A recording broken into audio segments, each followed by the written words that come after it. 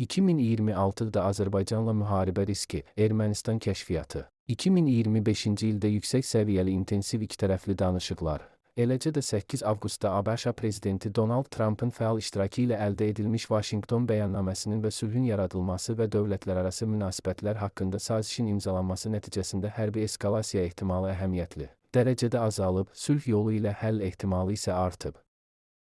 Axar az xəbər verir ki, bu barədə Ermənistan Xarici Kəşfiyyat Xidmətinin 2026-cı ildə Ermənistanın xarici riskləri haqqında hesabatında deyilir. Yuxarıda qeyd olunan və əlaqəli proseslərin və məlumatların hərtərəfli təhlili nəticəsində Ermənistanla Azərbaycan arasında hərbi siyasi niyyətlərdən irəli gələn müxtəlif miqyaslı hərbi eskalasiyanın 2026-cı ildə baş verməsi demək olar ki, mümkün deyil.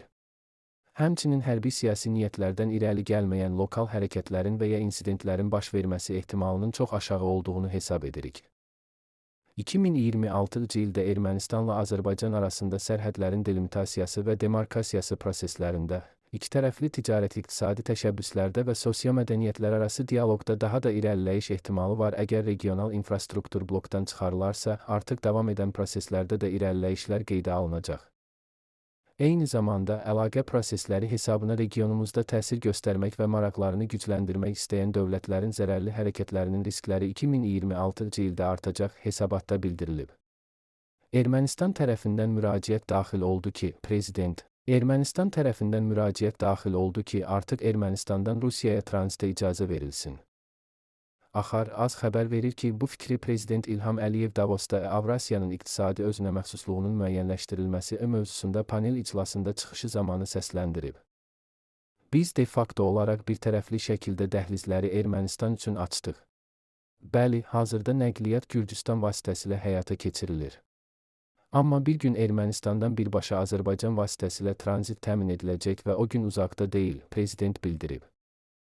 Vəziyyəti nəzarət altına alsaq, uğur mümkündür, Prezident. Artıq beynəlxalq təsisatlara etibar etməməliyik. Aleksandrla Vučić, razıyam ki, bugün vəziyyətimiz ola bilsin əvvəlki illərlə müqayisədə daha kəskindir. Axar az xəbər verir ki, bu barədə Prezident İlham Əliyev Davosda Avrasiyanın iqtisadi özünəməxsusluğunun müəyyənləşdirilməsi mövzusunda panel iclasında çıxışı zamanı bildirib. Amma mən onun müəyyən, yəni bədbin fikirlərini bölüşmürəm.